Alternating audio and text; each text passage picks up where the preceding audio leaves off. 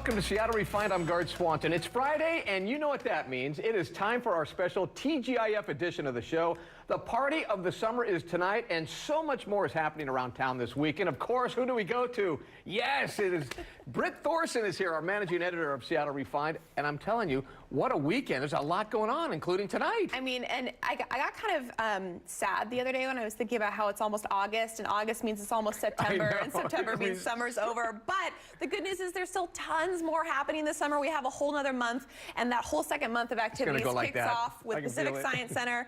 Tonight, if you don't have plans yet, come hang out with us. There's going to be laser karaoke, which mic drop right there. Like, that's one reason to come. But on top of that, craft cocktails, dancing outside with the arches. This is Pacific Center's literally their biggest party of the year. Are you going tonight? I'm absolutely going to be there tonight. Come hang out with me. We'll be working a special Seattle Refined Step and Repeat. It's going to be so much fun. Oh, it looks like a blast. And you know what's also cool? You got this big corgi party happening, and if you like dogs and corgis, this is it, right? This is the one. Now, I like to always say that the corgi is the spirit animal of Seattle Refined because the best, most popular article we've ever done is covering this event, which is the Pacific Northwest Corgi Picnic, which is where owners of corgis come and bring their corgis and they all hang out together, and it's a bunch of corgi love. The bad thing is that you can't go if you don't have a corgi, but I've got your back. I'm going to be there. I'm going to be live streaming it. We're going to be taking tons of photos, so even if you don't have a corgi and you just want to love on those tiny little dogs, click onto Seattle Refined's Facebook page and just sit and watch So you can't go to the party unless you have a corgi? You have to have a corgi, yep. Oh, wow. They try and keep it to the, because otherwise people would just come and just like ooh and ah at the corgis. But this is like for the real deal corgi lovers. They aren't messing around. All right, well, you know what, one person I haven't heard of, Russell Wilson. I mean, I haven't heard this guy in the news for a while. You've never heard of Russell Wilson? No, who's that again? Who's he play for? The 49ers, no, I maybe? know what you mean. He's he's under the radar a little bit lately. Sierra, they're like usually the king and queens of social media, and they've kind of been under the radar, but they were back in a fury this last week. They took a family vacation to China, and they have just been posting like crazy. They went to Disneyland Shanghai. They did some things on the Great Wall. That's their little, you can see Sierra's carrying like a baby like on her front. We still haven't seen a photo of their new little baby Sienna, but they are traveling together. We can't wait to see what she actually looks like, but they took a ton of cool photos, and they're back on social media with a vengeance. So we kind of rounded everything up and told you a little sneak peek into their family vacation. They did training while they were out there because they're the Wilsons, of course. He's got to get in shape. He got training camp, I think, starts this week. Yeah, so they're back and ready to go, but it's pretty cool. What a fun family. I wish they would take me on vacation. I'm up for, can you adopt me? I'd love to go. I've never been to China. I would love to go. Me neither. The Great Wall looks incredible. All right, well, let's talk about this national park in Montana that you're just begging people to go see. Yes, so one of our writers is taking a road trip around the kind of Western National, it's like a Western National Park tour, right? She's starting with Glacier, which is in Montana. This is kind of a photo gallery we have up now. She's going with her whole family, so it's kind of interesting. She's got 2 young girls. Next week, we're going to be looking at Yellowstone, and the next week, we're going to be looking at Grand Teton. So it's kind of like a Western National Park tour. So this one might be my favorite so far, but it's also only the first. So check back with me next week when we see Yellowstone. Oh, man, those are so pretty. And, you know, one of the things I love talking about on this show is real estate. Now, you have a house that was for sale for a while now, a really cool house, and now it's up for auction. What's the deal with that? So it started, this is a house in Gig Harbor. Should I say house? It's a mansion in Gig Harbor. It was up for sale for a little over $10 million. Then it dropped to $7 million, and now it's just up for auction to the highest bidder. Bidding starts on Monday. The house only has 2 bedrooms, but it does sit on 8 acres. So you've got like a carriage house and staff quarters and tons of places. My favorite part, Guard, there's a helipad. Oh, yeah, just I mean, it does not come with a helicopter, but it does come with a helipad. So you have to look at the floors of the garage. You have to supply your own helicopter, but this place is just phenomenal. So I'm getting my bid ready. My bid's about $75. How far do you think I'm going to get? Oh man, no, probably not far. All right, well, if you're going to have a fling, I guess that house would be almost perfect, wouldn't it? Oh my gosh, I would marry someone. Screw a fling. Let's get married if we're going to have a house like that, man. So one of the things was the best place to get a fling or go find a fling? You obviously are a married man and you don't really do flings. Yes, it's the best place for a summer fling. And let me tell you, these were the final 3: Golden Gardens, Gay Pride Fest, and Mariners Beer Garden. And the winner is, drum roll please, Mariners Beer Garden. Really? That's right. Wow. I agree. I completely agree. Oh, man, the Mariners Beer Garden. Now, if you don't believe us that the M's Beer Garden is the top spot for a summer fling, you need to meet Mandy and Brett Robertson from West Seattle. The pitch. Bradley is looking. He is watching. It is gone. So we definitely think that the Mariners Beer Garden is a pretty good place to meet for a summer fling. Yeah. It's actually where we met. It was the day before my 26th birthday, and it was actually your 26th birthday. And it was your 26th birthday. It was Wazoo night. So my friend Jenna was like, let's go celebrate your last night of being 25. Go M's, Sky. So I was there with 20 of my good mates for my 26th birthday. He didn't believe that my last name was Hoover at the time. Hoover, where I come from, means vacuum cleaner. And I thought it was absolutely hilarious that Jack last name Hoover. So I showed him my ID to prove it, and then he realized that it was my birthday the next day. It was his birthday that day, and that's kind of how we sparked. Yeah. And we took a photo of the moment. Bit of good banter. Oh, really? It was actually taken with a digital camera as well, not a telephone. Quick word of warning, though, is if you do have that summer fling at the Mariners Beer Garden, it could end up something a little bit more. As you can see, we're expecting our second, and this little guy is 18 months. So this is our summer fling. Oh my! It looked like a little keg she had in there, didn't it? That's awesome. The beer garden. She's like, this is our summer fling. Oh man, you gotta love that. All right, don't go anywhere. We got a lot to talk about coming up in just a couple of minutes. Well, if you're looking to beat the heat and catch a show inside, there are 2 Tony Award-winning shows on stage right now in Seattle. The Curious Incident of the Dog in the Nighttime is about a young boy with mild autism who finds his neighbor's dog that was murdered. He takes it upon himself to find out who's responsible, and an exciting mystery ensues. We spoke with lead actor Adam Langdon, who says this is a show for everyone. I think this is a show for people who go to the theater and who don't go to the theater. You know, I've had people come in and be like, I thought this was going to be a Disney kind of thing about a boy and his dog, and it's very much not that. It's a play that delves like deeply into like what it is to be human. Now listen up, you're going to want to act fast to grab tickets for the show.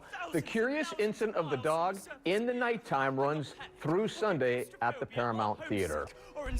Try laying out a bird's eye view, not what he told you, just what you see. Down the street, the Tony Award-winning musical Fun Home also wraps up Sunday at the Fifth Ave Theater. Fun Home tells the story of a grown woman reflecting on her childhood and seeing her parents for the first time through adult eyes. Bring some tissue, because we hear this one can really get folks emotional. Everyone I know who has seen it says it's absolutely terrific. All right, there's a lot more Refined on the way, including a big announcement for Refined Bookworms. But first, a popular ABC cast spends the day in Seattle, and we've got the photos to prove it. Seattle Refined will be right back.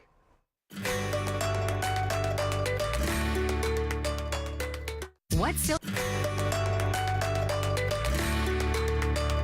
Welcome back to the show. I'm Gart Swanson. We're in the middle of summer, but fall is going to be here in no time. And that means our favorite ABC hits will return to prime time with brand new episodes. Britt's back to talk about a particular cast that came to Seattle that has a lot to do with Seattle on the show. It's really cool. They never come up here, but it's Grey's Anatomy. Everyone who watches knows the show seems like it's filmed in Seattle, but they really never actually film up here, but they did this week. We had Meredith, we had Jesse Williams, we had, well, actually Meredith is really Ellen Pompeo. They threw out the first pitch at the Mariners game. They got some cool, or kind of cool swag. That's Camilla Luddington.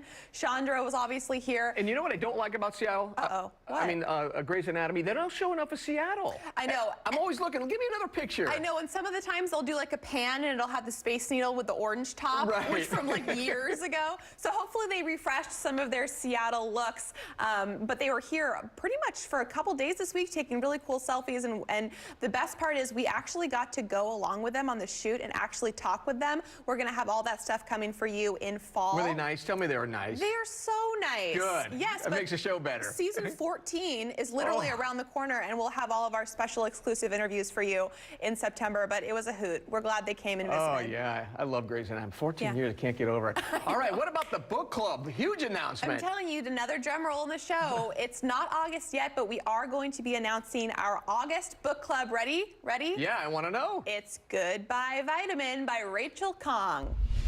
Goodbye Vitamin tells the story of a young woman who returns home to care for her ailing father. It's a funny and touching debut novel by Rachel Khong that'll have you laughing from the very beginning.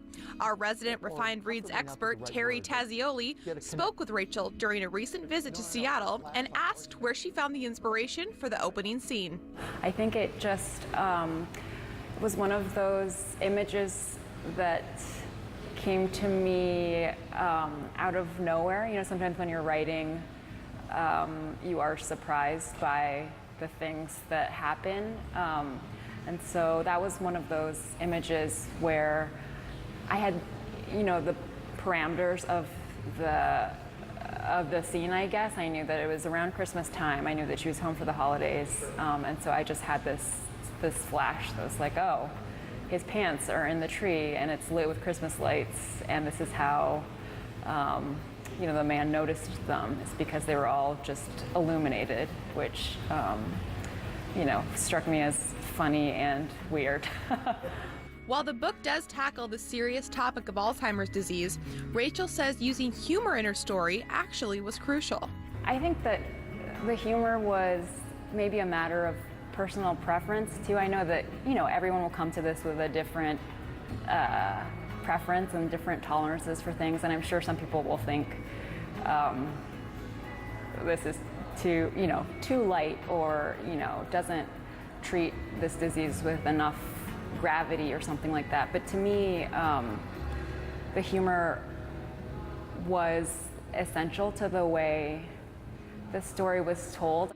We'd love for all of you to join Refined Reads as we dive into Goodbye Vitamin. You can sign up at SeattleRefined.com, and you can also pick up your copy today at University Bookstore and start reading.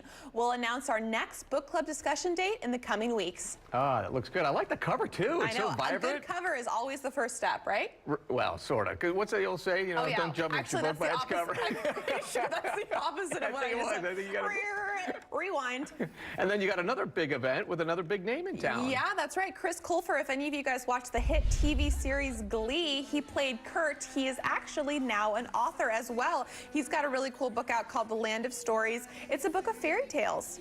And he's going to be here in Mill Creek at Jackson High School talking about it, doing a little reading, meeting fans. So Glee fans, listen up. Get to Mill Creek tonight.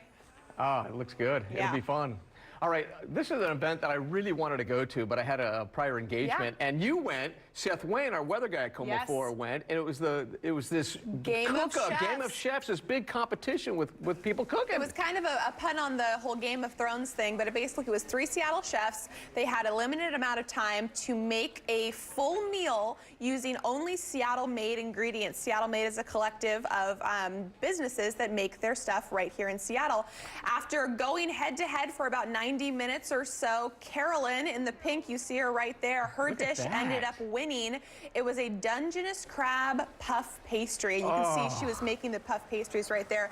But Alvin Go from Ethan Stoll Restaurants and Will from Westward, all of them were there and hanging out. I actually got to be one of the judges, which means I got to eat all of the food, and it was like my job to eat all the food and judge it. It was a blast. It was in Pike Place Market's atrium. Quail eggs.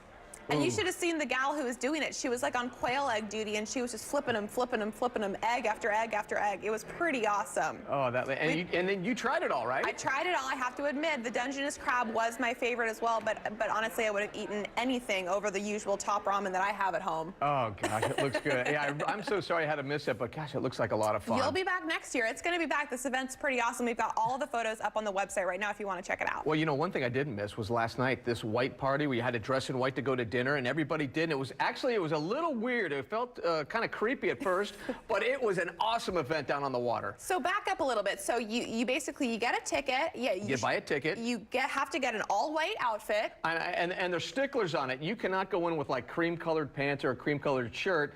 Nothing black you can wear.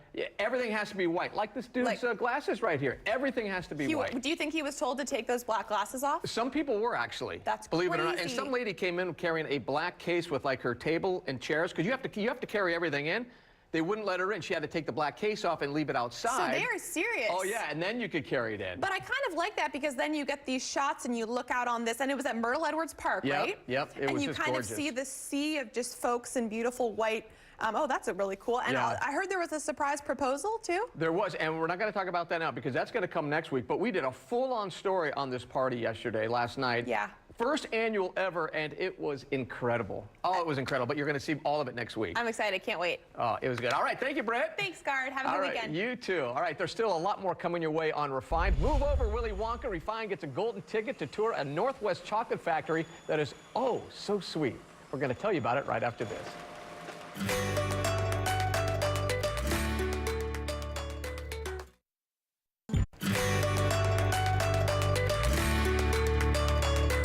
Welcome back to Seattle Refined in our special TGIF edition. There are several informal food holidays we like to take note of, and today just happens to be National Milk Chocolate Day. Did you know milk chocolate was invented by a German company back in 1839? Well, you know what? Neither did I.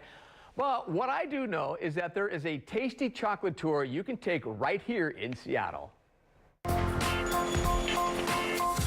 25 years ago, self-taught chocolatier Gene Thompson set out to build a company with true Northwest values, concocting delicious, distinctive chocolate with locally sourced ingredients. Today, you can find Seattle chocolates and J. Coco products across the country. And now, for the first time, you can tour their factory. We're so excited because it's 25 years Seattle Chocolates has never opened its door to the public. And you saw kind of what that involved. Building a glass wall and building a walkway that's 120 feet long that goes into the production area. So it was a big undertaking, but we're really, really excited to let people get to know the brand, the company, and to learn a little bit more about Gene. The beginning process starts all the way to my right. I think Seattle Chocolates is different than other chocolate bars you might find in the market because it's a truffle bar. So that means that the center has a soft melt-away texture, so it kind of floods your mouth with flavor and melts really quickly. So it's chubby and it's fat and it's absolutely delicious. And we really try to be inspired by Seattle and the Northwest. When we come up with our new flavors, we take flavors really seriously. Here, as you can see, just some of the samples of the ingredients that we have. And we really try to source locally. So our coffee is roasted about 1.5 miles away, Joe's Garage. Our toffee's made in Woodinville. Our caramels are made on Whidbey Island. So wherever we can, we try to bring in those local ingredients. The tasting that we have 6 flavors. It kind of shows a little bit of history about our company as well. One of the things that we want to do here is really get people to experience chocolate in ways that they haven't done before. Really getting people to think about it as the complex ingredient that it is. Similar to coffee or to wine, where the cacao is grown can really impact the taste and flavor and texture of that chocolate. Pairing it with other ingredients. So our white chocolate, which somebody's already eaten all of it, with orange and cayenne pepper, really pairs great with whiskey. Our milk chocolates with beer, our dark chocolates with wine, but having people discover chocolate with other foods that they love and putting them together in new ways. So we really want people to explore all of that and have fun at the same time. We're in Tukwila. We are maybe 5 minutes from the airport, 20 minutes from downtown, and there's a bus stop like right out in front of our factory store. So really close to South Center. People can show up or they can book online. So go to seattlechocolates.com, tours, and you can book up to 15 people at a time at any time slot. Wow, so sweet, right? Well, to learn more about Seattle Chocolates Tour, log on to our website. Seattle Refined will be right back.